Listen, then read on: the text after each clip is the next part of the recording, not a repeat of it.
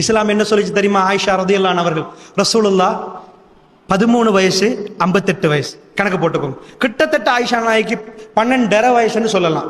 12.5 வயசு. ரசூலுல்லாஹ்வுக்கு அந்த மாதிரி வயசு 58 வயசுன்னு வைங்க. இந்த வயசுல நிக்கிறாங்க. ஆயிஷா நாயகி ஒரு மாலை போட்டாங்க. மாலை அஸ்மா ரலியல்லாஹு அன்ஹா. அஸ்மா ரலியல்லாஹு அன்ஹா சொந்த தாத்தாவா இல்லையா? சொந்த தாத்தா இல்லை. ஒரு வாப்பா. ஆயிஷா நாய் உம்மு ரூமாண்ட மகள், அவங்க உம்மு ஜமீல்ட மகள். 2 பேரும் 2 உம்மா. அபூபக்கர் வாப்பா. சோ சொந்த தாத்தட்ட போய் பறிச்சு எடுக்கிற மாதிரி இல்ல.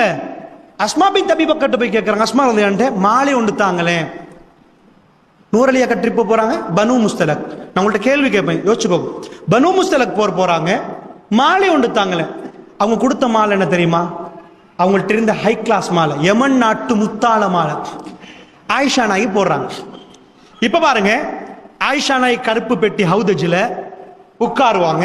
ஹிஜாபுடைய சட்டம், ரசூலுல்லாஹ்வுடைய மனைவிமார்கள், எனக்கும் உங்களுக்கும் தாய்மார்கள், உம்மஹாத்துல் முஃமினீன். அவங்கள தூக்கி வைக்கிறாங்க ஹவுதஜில். இந்த ஒட்டக திமிலுக்கு பின்னாடி வைப்பாங்க அந்த பொட்டியை தூக்கி வச்சுட்டாங்கண்டா யாருக்கும் பார்க்கல.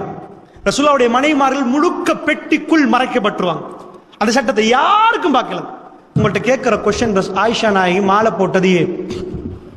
அதான் கேள்வி. ஆயிஷா நாயகி மாலை போட்டது ஏன்?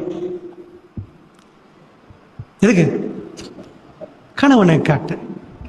இது சுன்னா. நான் சொன்னேன் இதெல்லாம் சொல்ல வெட்கப்படுவாங்க. உங்க மகளுக்கு சொல்லிக் கொடுங்க, ஒவ்வொரு நாளும் நீங்க புது மனைவி புது பெண்ணா நிக்கணும். ஒவ்வொரு நாளும் நீங்க ட்ரெஸ் பண்ணணும் மாப்பிள்ளைக்கா. ஒவ்வொரு நாளும் நீங்க மேக்கப் பண்ணணும். நல்லா புரிஞ்சுக்கோங்க, இது இஸ்லாம். இதெல்லாம் சொல்றதுக்கு வெட்கப்படாது. ஓப்பனா பேசுங்க. உங்க பிள்ளைகள் வயசுக்கு வந்த திருமணம் முடிச்சு கொடுக்குற நேரம். நான் உங்கள்கிட்ட கேட்குறேன், நீங்க ஆண்கள் வைக்கிறாங்க, மேல பெண்கள் வைக்கிறாங்க. சகோதரர்களை உங்கள்கிட்ட சைக்காலஜி கேட்குறேன். ஒரு சஹான் சாப்பாடு உங்களுக்கு வச்சாச்சு, பாபிக்யூ சிக்கன் அது இதெல்லாம் போட்டு சஹான் சாப்பாடு. ஒரு ஷர்ட்டும் ட்ரௌசரும் வச்சாச்சு. உங்களுக்கு தந்தா சஹான் சாப்பாடு, நீங்க எல்லாம் சஹானுக்கு இருக்கிறீங்க, சஹான் சாப்பாடு எடுக்க விரும்புவீங்களா அல்லது அந்த ஷர்ட்டை எடுக்க விரும்புவீங்களா? தெரிஞ்சுட்டே சொல்றீங்க சாப்பாடு தான். சாப்பாடு தான் ஒரு ஆம்பளைக்கு. பெண்கள் மேலே இருந்தாங்கன்னா சொன்ன உங்களுக்கு நிரூபிச்சிருவேன். உங்களுக்கு ஒரு சஹான் சாப்பாடு, ட்ரெஸ் இல்லை, ஷாப்பிங் கார்டு. ஒரு ஷாப்பிங் கார்டை அவங்க கையில கொடுத்துட்டு எது வேணும் என்று கேட்டா 95% every rule has an exception. எல்லா ரூலுக்கும் எக்ஸெப்ஷன்ஸ் இருக்குது. எல்லா ரூல்ஸ்களுக்கும் சில எக்ஸெப்ஷன்ஸ் இருக்குது. அதே மாதிரி ஒரு சில பெண்கள் இருப்பாங்க. ஆனா அதிகமான பெண்கள்கிட்ட போய் சாப்பாடு இப்படி வச்சுட்டு, சாப்பாடா ஷாப்பிங் கார்டா? ஷாப்பிங் கார்டு எங்களுக்கு இல்லாட்டி எங்க பிள்ளைக்கு எனக்குதா ஷாப்பிங் என்ன ட்ரெஸ்? இது இயல்பிலே பெண்கள் தன்னுடைய அழகை, தன்னுடைய அழகுபடுத்துவதில் அவ்வளவு விருப்பமானவங்க. ஸ்ரீ ஆண்கள் நீங்க லிப்டிக்ஸ் எல்லாம் பூசுவீங்களா? அண்டர்பண்டாரனாக்கு பூசினா முடிஞ்சு போச்சு. அப்படியான ஒரு சில 10,000 பேர்ல ஒருத்தனை காட்டுவீங்க, நாங்க மேக்கப் பண்ண மாட்டோம் அந்த மாதிரி எல்லாம். ஆனா பெண்கள் மேக்கப் பண்ணுவாங்க, அது இயல்பு. அவங்களோட அழகு சாதனங்களால் அழகுபடுத்துவாங்க. இந்த அழகை நீங்க பார்க்கலண்டா அவங்க வெளியில காட்டுவாங்க. காட்டியாகணும், அது அவங்க சைக்காலஜி. அவங்க காட்டியாகணும். அவங்க வெளியே இறங்குவாங்க. டாக்டர்கிட்ட, இன்ஜினியர்கிட்ட, லாயர்கிட்ட, பிரின்சிபல்கிட்ட, சார்கிட்ட.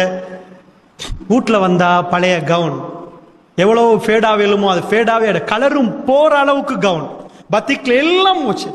ஆனா டாக்டர்கிட்ட போல ஹை கிளாஸ். ஏன்? சைக்காலஜிக்கலி அவங்க அழகு வெளிப்படுத்தப்படணும் எங்கேயாவது ஒரு இடத்துல. சொல்றது வழங்குது உங்களுக்கு? ஒருத்தர் திருமணம் முடிக்கலண்டா அடக்கி துறவரத்துல இருந்தவர் எங்கேயாவது திருமணத்தோடுங்களே. ஒருத்தருக்கு சிறுநீர் வந்துட்டு அவர் அடக்கி இருக்கிற, நான் போவே மாட்டேன். என்ன ஆகும்? வெடிச்சிரும். போக வேண்டி வரும். வாஷ்ரூம் இருக்கு, போங்கப்பா, இல்லைன்னா ப்ராப்ளம் பெருசா போயிருமாப்பா, சொல்ல மாட்டோம். அதே மாதிரி இந்த உணர்வுகள் வெளிக்காட்டப்படணும். ரசூலுல்லாஹ்வுடைய மனைவி தன் கணவனுக்கு 12.5 வயசு. என்ன கடமை உணர்வு தெரியுமா இது? சுபஹானல்லாஹ். என் கணவர் ரசூலுல்லாஹ் அவங்களை ரசிச்சு பார்க்கணுமா இருந்தா தானே, பார்க்கறதா இருந்தா தானே கொடுப்பாங்க. இதான் இஸ்லாம் சொல்றது. அல்லாஹ்வுடைய தூதர் ஜிஹாத் முடிஞ்சு வராங்க. இந்த பள்ளிவாசல தலைவர் இருந்தா நீங்க மைக்ல அறிவிப்பீங்களா, மக்களே ஒவ்வொரு நாள் இரவுக்கு உங்க மனைவிமார்கள் நீங்க ரெடி ஆகணும்? வெக்கமா இல்ல இதெல்லாம் பேசன்னு கேட்க மாட்டாங்க.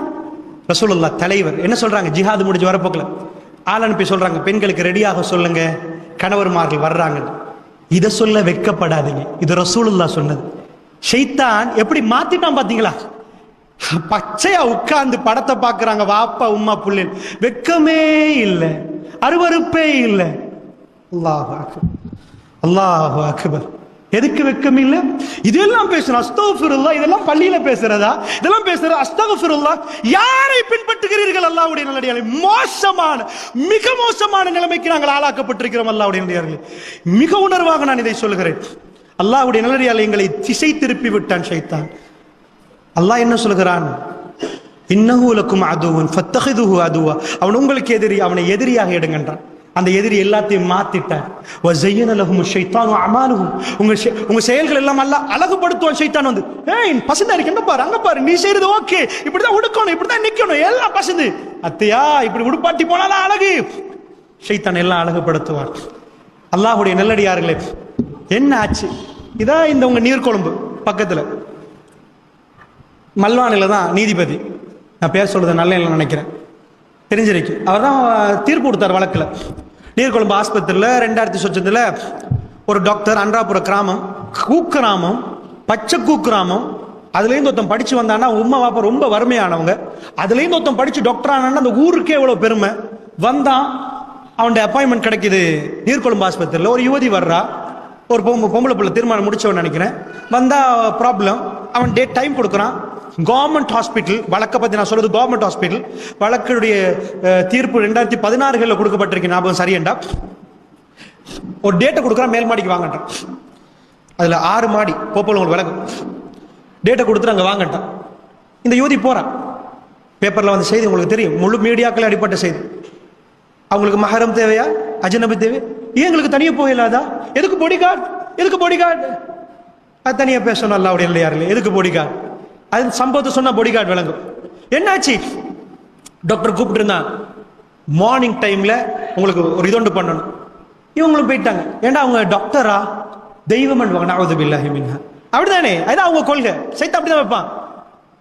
அங்க ட்ரீட்மெண்ட் நடக்கல, வேற என்னமோ நடக்குது. கத்த ஆரம்பிக்கிறான். டாக்டர் வாயை பொத்துறான், என்னென்னமோ செய்யறான்.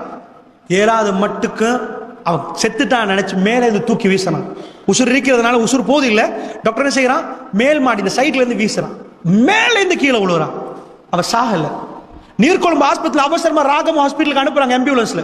நீர்கொழும்புல அந்த ட்ரீட்மெண்ட் இல்ல. அங்க போய் ட்ரீட்மெண்ட் கொடுக்குற நேரம் அவன் செத்து போறான். ஜெனரலுக்கு அனுப்புற வழியிலோ எதிரும் செத்து போறான். அவங்க குடும்பத்தார் இது சாதாரண மரணம் இல்லை என்பதற்கு வழக்கு தாக்கல் செய்யறாங்க. பல ஆண்டுகள் வழக்கு போகுது. ஒரு முஸ்லிம் நீதிபதி, மல்வானியை சேர்ந்தவர், அவர் தான் தீர்ப்பு கொடுத்தாரு. கம்பி என்றான் டாக்டர். இப்பொழுது இது கொலை என்றாங்க. எதுக்கு? உணர்வு. ஒரு ஆம்பளைக்கு இதான் நடக்கும். அல்லாஹ்வுடைய நல்லடியார்களே, அவர் டாக்டரா இருக்கட்டும், இன்ஜினியரா இருக்கட்டும், லாயரா இருக்கட்டும், அதான் மஹரம் அஜ்னபி சட்டம். அல்லாஹ் ஒரு சட்டத்தை போட்டால் பெண்கள் அள்ளணும். எங்களுக்கு இவ்வளவு பாதுகாப்பா? ஏன் எங்க நிக்காக்கு நாங்க வரல தெரியுமா? ஒரு ஆம்பளையோட இன்னொரு ஆம்பளை தான் சைன் வைக்கணும். உங்களை பொம்பளை நினைச்சு ஏமாத்திட்டு போயிருவான். இன்னொரு ஆம்பளை கொண்டு வாங்க, இன்னொரு ஆம்பளையோட ஆம்பளைக்கு நிக்க, பொம்பளையா தலையை சுற்றி அனுப்பிடுவான். அவ்வளவு பாதுகாப்பு கொடுத்த இஸ்லாத்தை இன்றைக்கு பெண்கள் எப்படி வச்சிருக்கிறாங்க? உங்க பிள்ளைகளுக்கு இதெல்லாம் சொல்லி கொடுத்தீர்களா? இஸ்லாம் உங்களுக்கு எவ்வளவு ஒரு அரவணைப்புன்னு சொல்லி கொடுத்தீங்களா? அல்லாஹ் என்ன சட்டத்தை போட்டிருக்கிறான்? அல்லாஹ் சட்டத்தை மீறி நீங்கள் நிம்மதியா வாழ நினைச்சா லிதஸ்குனு இலைஹி உங்களுக்கு கிடைக்குமா? ஒரு நாளும் கிடைக்காது. அல்லாஹ்வுடைய நல்லடியார்கள், ஒரு நாளும் இல்லை. நிக்கவரட்டியில இருந்து கல்கமு அந்த மகவைக்கு போற வழியில் அம்மன் போலைக்கு ரோட் இருக்குது. அதுக்கு இடையில பேப்பர்ல வந்த செய்தி, ஒரு உம்மா இன்றைக்கு ஓயல் புல்ல, பஸ்னான புல்ல ஊடே பற்ற வச்சாங்க. இன்றைக்கு ஒரு பல ஆண்டுகளுக்கு முன்னாடி முழு மீடியாவில் வந்துச்சு. என்ன அது? வீட்டில் புள்ளைய தனியாக வச்சுட்டு அன்றைக்கு ஸ்கூல் போகல, இவங்க வேலைக்கு போயிட்டாங்க. பக்கத்து வீட்டில் தான் வேலை. அவங்க வாசம் கதவு எல்லாம் திறந்து வச்சிருப்பாங்க. பூட்டி வச்ச ஏன் பூட்டுறீங்கன்னு கேட்பாங்க. இஸ்லாம் என்ன சொல்லுது? பெண்கள் எப்படி நடக்கணும், எல்லாத்துக்கும் ஒரு முறை இருக்குது. ஏன் பூட்டி வைக்கிறீங்க அவங்க கேட்பாங்க. இதாங்க ஆதாரம் பூட்டி வைக்கிறதுக்கு. ஏன் பூட்டி வைக்கணும் என்பதுக்கு ஆதாரம். நான் குர்ஆன் ஹதீஸை சொல்லல. ஒருத்தன் வர்றான் ரோட்ல, அவங்க ஏரியால அவங்க எப்பயும் சகஜமா பேசுவாங்க, உட்காருவாங்க, இதாக்குவாங்க. வந்தவன் வீட்டுல யாரும் இல்லை, டிவி பார்த்துட்டு இருக்கிற யுவதி உட்கார்ந்துட்டான். அதான் மாற்று மதனுடைய கலாச்சாரம். உட்கார்ந்தவனுக்கு சைத்தான் எப்படியும் போடுவான். தனிமையில இருந்தார். ரசூலுல்லாஹ் சொன்னாங்களே சைத்தான் வருவான். அவன் கொண்டு போய் அந்த பெண்ணோட தப்பா நடக்கிறான். எப்படி வெளியே வருதுன்னா, அவங்க உம்மா வர்றாங்க, மகளை காணல, எங்கன்னு பாக்குறாங்க, இல்ல. ரூம்ல பார்த்தா ட்ரெஸ் இல்ல, மகள் செத்து. உசுறு போய் உடனே அந்த ஊருக்குள்ள பரவுது. அந்த பொடி ஊருக்குள்ள தெரிஞ்ச பொடியன் தான் சொன்னா, இங்கால போன பஸ்ல இவன் ஏறினதை நான் கண்டேன்டா. உடனே விரட்டுறாங்க. கடைசியில் போய் பிடிக்கிறாங்க. நிக்கவரட்டி அந்த போலீஸ் பிடிச்சு அடிச்சு அந்த ஊரெல்லாம் கொளுத்தி எல்லாம் போட்டாங்க. இதுக்கெல்லாம் என்ன படிப்பின பேப்பர்ல எழுதிருக்கேன்னு தெரியுமா? அப்ப நான் பேப்பர் வாசிக்கிற லங்காதீப்பில் பெரிய ஹெட்லைன் என்ன போட்டிருந்தா தெரியுமா? எனக்கு ஆச்சரியமாவே இருந்துச்சு. அடே பாத்தியா ஒரு பொம்பளை தண்ணி இருந்தா இதெல்லாம் நடக்கணும்னு பேசணும். என்ன போட்டிருந்தான் தெரியுமா பேப்பர்ல? அந்த எந்த பொடியண்ட உம்மா, அதாவது பொடியண்ட ஒரு உம்மா, இந்த குட்டி உம்மா இருக்கா, பொடியண்ட உம்மா லெட்டர் எழுதுறா போலீஸுக்கு. என்ன எழுதுறா தெரியுமா? அந்த புள்ள பாவம், என் மகன் செஞ்சது ஒரு துரோகம், என் மகனை தூக்கு மேடல போடுங்க. என்ன எழுதுறா? மிக மோசமான ஒரு வேலை செஞ்சுட்டான். பேப்பர்ல இந்த புள்ள தனியே இருந்துச்சு, கதவை திறந்துட்டு போனாங்களே, இங்க யாரும் துணை இல்லையே, ஒரு யுவதி இப்படி இருந்தா நடக்குமே, அதெல்லாம் வரல. பார்த்தீர்களா எப்படிப்பட்ட தாய் என்று பார்த்தீர்களா? தன்னுடைய புள்ளையே தூக்கில் போட சொல்லுகிற அளவுக்கு வீர தாய்மார்கள் இந்த நாட்டில் இருக்கிறார்கள். இதான் மூளை வேலை செய்யற விதம். அல்லாஹ்வுடைய நல்லடியார்கள். அதனால நல்லா புரிஞ்சுக்கோங்க, எல்லாம் ஒன்று கிடக்கு ஒன்று பார்ப்பாங்க.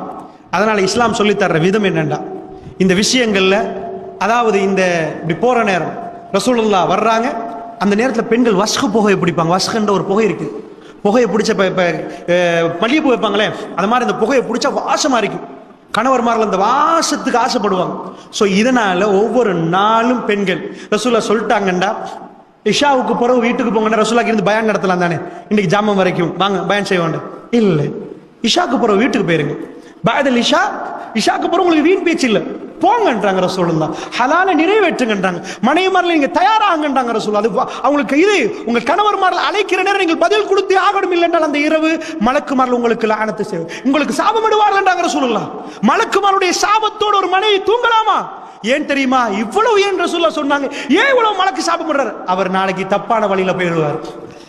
மனைவியிடம் அவருக்கு திருப்தி இல்லைண்டா அவர் தப்பான ரோட்டுக்கு சிம்பிளா போவார். அதை பாதுகாக்கிற அந்த பாதுகாக்கிற அந்த இதுதான் இந்த திருமணம் என்பது. அல்லாஹ்வுடைய நல்லடியார்களே, பிள்ளைகளுக்கு சட்டம் சொல்லி, கணவன் மனைவிக்கு சட்டம். இன்னைக்கு நான் கேட்கிறேன், எத்தனை பேர் மனைவிமார்கள் ஒவ்வொரு நாளும் தன் கணவனுக்கு ரெடியா நினைக்கிறேன்? இப்ப நான் நீங்களே சொன்னீங்க, ஆயிஷா நாயகி அந்த மாலையை போட்டது ரசூலுல்லாஹ் காட்டுங்க. 13 வயசு 58 வயசு. அவங்க எப்படி வாழ்ந்தாங்க, அல்லாஹ்வுடைய நல்லடியார்களே, நன்றாக புரிந்து கொள்ளுங்கள். வானாஹில், இதை சொல்லி நான் முடிக்கிறேன். நான் ஹைலாக நிற்பேன். ஆயிஷா நாயகி சொல்றாங்க, எனக்கு கடுமையான வேதனை ஹைல்.